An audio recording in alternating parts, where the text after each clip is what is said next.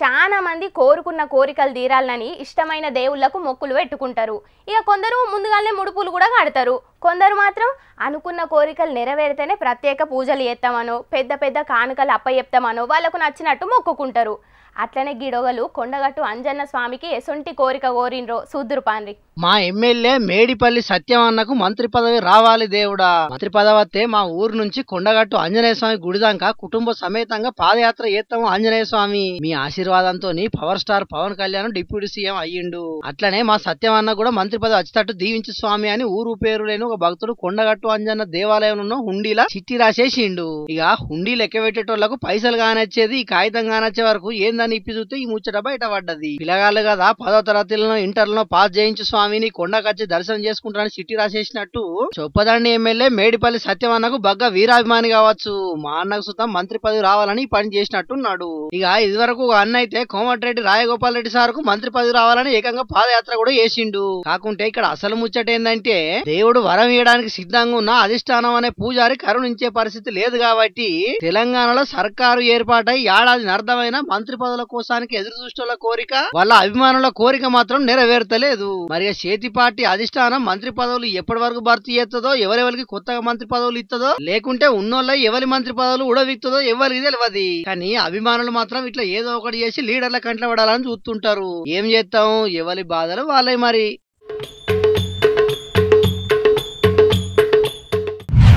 సర్కార్ బల్లే చదివి 550 మార్కుల కంటే ఎక్కువ వచ్చిన 5గురు పిల్లగాన్లను సొంత ఖర్చులతోని విమానంలో దిప్పిన అనంతపురం జిల్లా బెలుగుప్ప ఎంఈఓ మల్లారెడ్డి సార్ ముచ్చట అందరికీ ఏరికే కదా.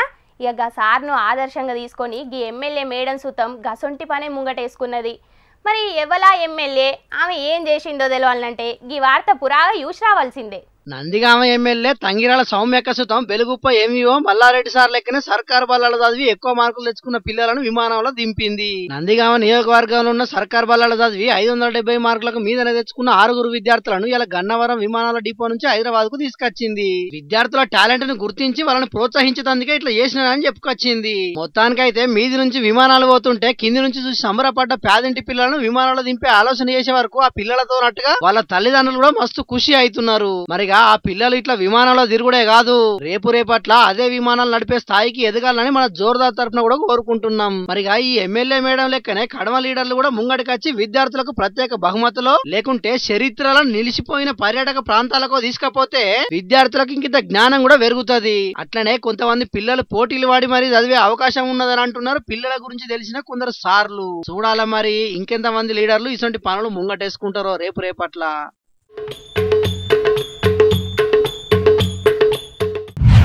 కన్నోళ్ళ దగ్గరకెంచి ఆస్తులు మొత్తం గుంజుకొని కాటికి కాళ్ళు చాపిన ఈడులా కన్న తల్లిదండ్రులను నడి రోడ్డు మీద ఇడిచిపెట్టినోళ్లను ఉయ్యాల రేపు ఎంతో మందిని చూస్తున్నాం. కని పెంచి పెద్ద చేసిండ్రు చేతగానీడులా అవస్థ పడుతున్నారని కనికరం కూడా చూపని పుత్రరత్నాల ముచ్చట్లను మన జోర్దార్లో చెప్పుకున్నాం కదా. కానీ ఈ పెద్ద మనిషి కన్న తండ్రికి ఇచ్చిన మాట కోసం చేస్తున్న పని తెలిస్తే మాత్రం ప్రతి ఒక్కరు 2 చేతులెత్తి దండం పెట్టుడు పక్కానుల్లా. కావాలంటే మీరే చూడుండ్రి.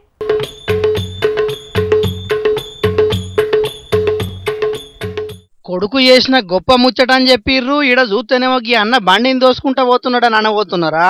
జర్ర సైసు ఆ తోసుకుంటా పోతున్న బండి ఉత్తగా లేదు. ఆ బండ్లే వాళ్ళ నాయన కూడా ఉన్నాడు. ఇంతకు ఆ బండ్లే వాళ్ళ నాయనని తీసుకొని ఎక్కడికి పోతున్నాడు అనే ముచ్చట ఆ పెద్ద మనిషి చెప్తున్నాడు. ఇనుండ్రి. 1993 సంవత్సరం మా నాన్నగారు నన్ను తీసుకుని అయోధ్య కాలినడకని వెళ్ళారండి. అయోధ్య వెళ్ళాం కానీ కాశీ వరకు వెళ్ళిన తర్వాత అయోధ్యలో అల్లర్లు జరుగుతున్నాయి. ఆ రోజుని వెళ్ళడానికి వీలు కలగలేదు. ఆ కారణంగా మా నాన్నగారు ఒక మాట అన్నారు, నేను బ్రతికొండగా అయోధ్య నిర్మాణం జరుగుతుంది, ఎవరో ఒకరు కొత్త మందిరాన్ని కడతారు, అంతవరకు నేను బ్రతికొంటాను. ఆ రోజున అయోధ్య ప్రతిష్ట అయిన 14 నెలల తర్వాత నన్ను తీసుకొని ఒక గూడుబండిలో నువ్వు తీసుకొని రావాలి అక్కడికి. నువ్వు అలా మాట ఇస్తే నేను దేవుడికి మొక్కుకుంటాను, ఈ రోజు నుంచి నేను తపస్సు చేస్తాను అందుకోసం అని అన్నారు. నేనేమన్నానంటే 100 కోట్ల హిందువులు దానికోసం ఎంతో పరితపించి ప్రాణత్యాగం చేశారు. మనంత త్యాగం ఆ మాత్రం చేస్తాం కదా, అవడమే కావాలి మనకి. సరేలే నాన్న అలాగే చేస్తాము. అలాగే నేను మాట ఇచ్చినాను మా నాన్నగారికి. అదే ఇంతవరకు బ్రతుకుతారని అనుకోలేదు, ఉంటారని అనుకోలేదు. అసలు ఆ మందిరం కూడా ఇంతవరకు ఇది తొందరగా అవుతుందని నేను ఎప్పుడు కూడా యాక్సెప్ట్ చేయలేదు. అది అనుకోకుండా జరిగింది. మా నాన్నగారు బ్రతుకున్నారు, 14 నెలలు అయిపోయింది. ఇప్పుడు నేను తీసుకెళ్ళడం కారణం అదే కారణమండి. ఇన్నారా? 32 ఏళ్ల కింద తండ్రికి ఇచ్చిన మాట తప్పకుండా కాలినడకతోనే అయోధ్యకు తీసుకుపోతున్నాడట. మా నాయన బతికుండంగా అయోధ్య రామాలయం కడతారని అనుకోలేదు. రామాలయం కట్టిరు కాబట్టి మా నాయన కోరిక తీర్వనికి ఆయనకు చేత కాకుండా కాలినడకన పోతున్నామని సంబురంగా చెప్పిండు. శ్రీకాకుళం జిల్లా లావేరు మండలం గోవిందపురం ఊళ్ళుండే పిల్ల నారాయణరావు అనే ఈ పెద్ద మనిషి ఈడు మీద పడ్డ కన్న తండ్రిని ఇట్లా తోపుడు బండి మీద అయోధ్యకు తీసుకుపోతుండే వరకు ఈ ముచ్చట తెలిసిన వాళ్ళంతా మస్తు తారీఫ్ చేస్తున్నారు. కన్న తల్లిదండ్రులను భారం అనుకొని వృద్ధాశ్రమాల్లో నడి రోడ్డు మీద కూడా విడిచిపెడుతున్న ఈ కాలంలో కన్న తండ్రి కోసం ఈయన చేస్తున్న పని పెద్ద సాహసం అని చెప్పుకోవాలని అంటున్నారు. మరి కాదానుల్లా లచ్చలు కోట్లు సంపాదించిన కన్నులను పట్టించుకోవాలని మనం దినం చాలా మందిని చూస్తున్నాం. అసొంటిది నడవనికి కూడా చేతగాని తండ్రికి రాములోరి దర్శనం చేయించేందుకు ఎండలను కూడా లెక్క చేయకుండా కాలినడక తీసుకుపోతున్నాడంటే ఈయనకు 2 చేతులెత్తి దండం పెట్టినా తప్పు లేదు. 100కో కోటికో అన్నట్టు ఇసొంటోళ్ళు కూడా కొందరు ఉన్నారు కాబట్టి ధర్మం ఈంతనన్న బతుకుతున్నదని అనబట్టిర్రు ఈ ముచ్చట తెలిసినోళ్ళు. మరి పబ్లిక్ చూసిరు కదా ఈ ముచ్చట. మీరు మీ తల్లిదండ్రులను ఇట్లా కాకుండా కనీసానికి బుక్కెడు బువ్వ పెట్టి ఏం గోస పెట్టకుండా చూసుకుంటే అదే 10,000. కాబట్టి ఇప్పటికైనా మిమ్మల్ని అన్నోళ్లను మీరు అన్నోళ్ళ లెక్క చూసుకోండి. ఏమంటున్నాం?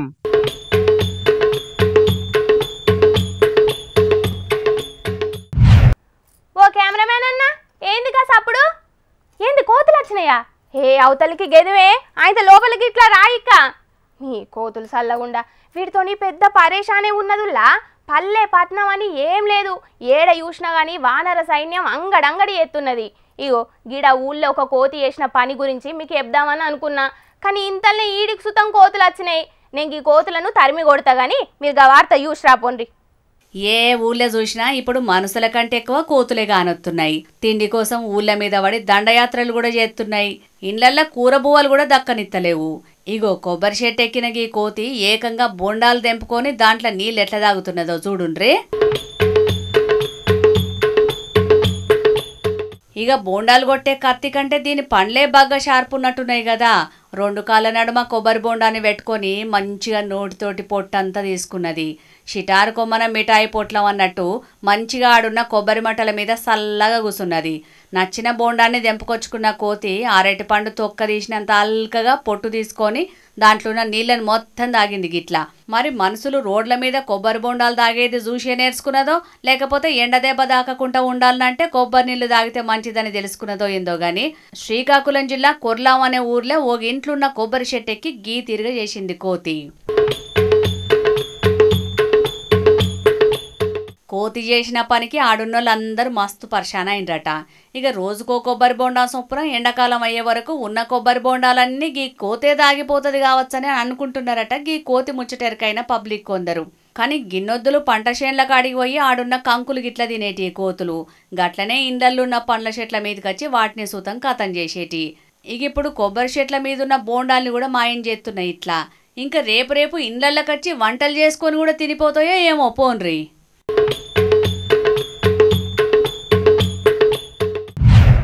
పేదలకు, కార్మికులకు, రైతులకు ఎవ్వరికి ఏం తక్లీఫ్ వచ్చినా కానీ ముందుగాల వాళ్ళ దగ్గరకు వచ్చేది, వాళ్లకు న్యాయం జరగాలని పోరాటం చేసేది ఎర్రన్నలే. ఇదివరకు ఎర్ర జెండా పార్టీ నాయకులు పేదల కోసం బగ్గనే పనిచేసేది కానీ ఈ నడుమ వాళ్ళ పోరాటాలు కూడా తక్కువ అయినాయి. కానీ సిపిఐ నారాయణ సారు మళ్ళీ పని ముంగటేసుకున్నాడు. మరి గదేందో మీరు కూడా చూద్దురు పాండ్రి.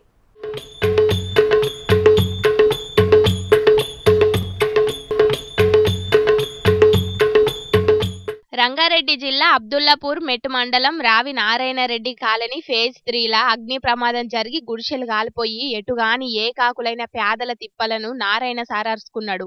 మంటల్లా అన్ని గాలిపోయి సర్వస్వం బుగ్గిపాలయ్యే వరకు వాళ్ళ బాధలు చెప్పవశం కాకుంటున్నాయి.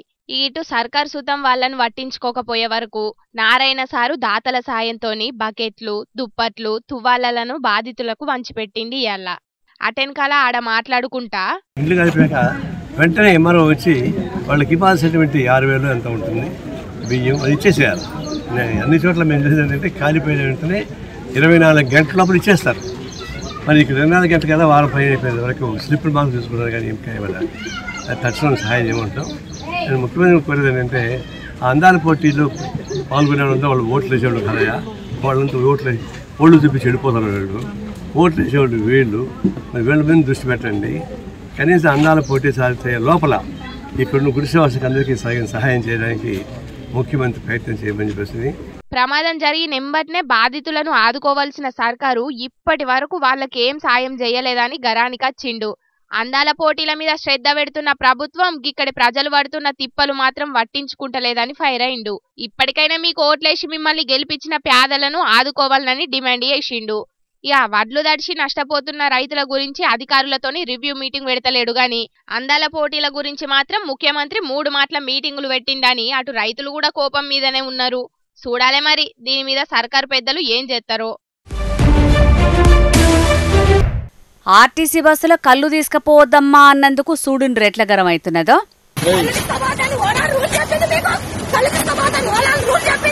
విన్నారు కదా, కళ్ళు తీసుకుపోవద్దని ఏమన్నా రూల్స్ పెట్టిర్రా అని ఎట్లా లాజికులు మాట్లాడుతున్నదో అక్క.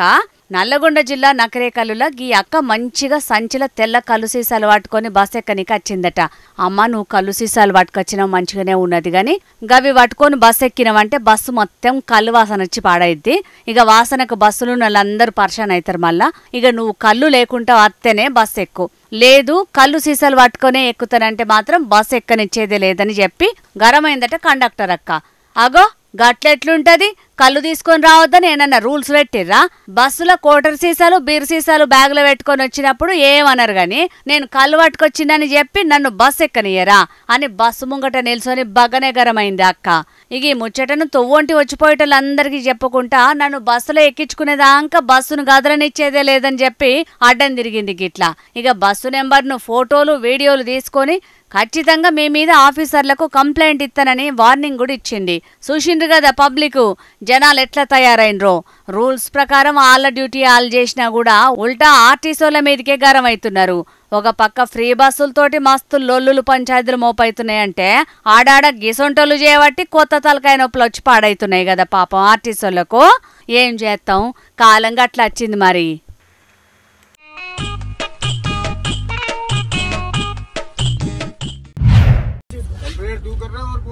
तो कंप्लेन मैंने पानी की थी ना, ओवर चार्ज कर रहे थे आप। क्यों आऊं नीचे मैं, क्यों आऊं नीचे भाई, नीचे क्यों आऊं मैं, क्यों आऊं नीचे मैं। రైళ్ల తినేటి అమ్మేటోళ్ల మీద కంప్లైంట్ చేసిండని అందులున్న ప్యాసింజర్ ను పొట్టు పొట్టు కొట్టిండ్రుల్ల గిట్లా. వాళ్ళ చేతులు ఇరిగిపోను చూడుండ్రి, చేతులకెట్లా రక్తాలు గారినాయో పాపం గీనకు. అయితే రైళ్ల పోతున్న గీనేదో కొనుక తిందామని చూసే వరకు ఏది అడిగినా కూడా అడ్డగోలు రేట్లు చెప్పిండ్రట అందులో పనిచేసేటోళ్ళు. ఆగో ఎంఆర్పి ధరకే అమ్మాలే కానీ అంతకంటే ఎక్కువ రేట్లకు ఎందుకు చెప్తున్నారని అడిగిండట. గంతే, నీకు ఇష్టం ఉంటే కొనుక్కో లేకపోతే లేదని రుబాబు పెట్టిండ్రట. ఇట్లయితే కాదని ఆఫీసర్లకు కంప్లైంట్ చేయాలని గీ ముచ్చట మీద ఆన్లైన్ లో కంప్లైంట్ పెట్టిండట గీన. ఇక గంతే, గిల్ల సొమ్మేదో దోసుకపోయినట్టు గ్యాంగ్ వచ్చిండ్రు. ఏం రాబాయ్ నువ్వేనా మా మీద కంప్లైంట్ చేసింది, ఏం తమాషాలు చేస్తున్నావా, అసలు ఏమనుకుంటున్నావురా నువ్వు, కిందికి దిగు నీతోని మాట్లాడే పనున్నదని బగ్గనే బెదిరించిండ్రు. నేనేమన్నా, మీరు రేట్లు ఎక్కువ అమ్ముతున్నది నిజమే కదా, దాని మీద కంప్లైంట్ చేసిన, ఏదన్నుంటే వాళ్ళే చూసుకుంటారు, గంతేగాని మీతోని మాట్లాడేదేమున్నదని అన్నాడు. సక్కా కిందికి దిగుతావా లేకపోతే మమ్ముల్నే పైకొచ్చి నీ సంగతి చూడమంటావా అని వార్నింగ్ ఇచ్చిండ్రు. అయినా తమ్ముడు పైనుంచి కిందికి దిగకపోయే వరకు బెర్తు మీదకి ఎక్కిపోయి మరీ కొట్టిండ్రు గిట్లా. ఇదంతా అందులున్నో లెవెల్లో వీడియో తీసి సోషల్ మీడియాలో పెట్టే వరకు మస్తుగా వైరల్ అవుతున్నది ముచ్చట. రైళ్ల తినేటి ఎక్కువ రేట్లకు అమ్ముడే కాకుండా మీదికేంచి అడిగినందుకు గీ తిరగ చేసిండ్రంటే గీళ్ళ మీద ఖచ్చితంగా యాక్షన్ తీసుకోవాల్సిందేనని గరమైతున్నారు చాలా మంది గిది చూసినోళ్ళు. అయ్యా రైల్వే ఆఫీసర్లు చూస్తున్నారు కదా, గీసొంటోళ్ళ మీద ఏం యాక్షన్ తీసుకుంటారో మరి జల్దిన తీసుకోండ్రి.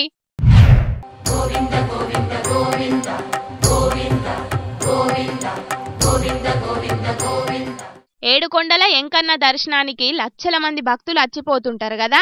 ఇక ఎంకన్న స్వామిని కండ్ల నిండా చూసుకొని మురిసిపోతుంటారు చాలా మంది.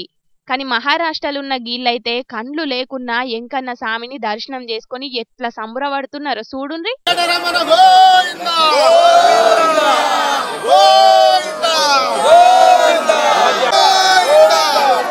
ఇన్నారు కదా గిళ్ళందరూ గోవింద నామాలు ఎట్లా చెప్తున్నారో, 2 చేతులు పైకెత్తి మరి కుత్కెలు దేవునికి నచ్చేటట్టే చూపెట్టుకున్నారు గిళ్ళ భక్తిని.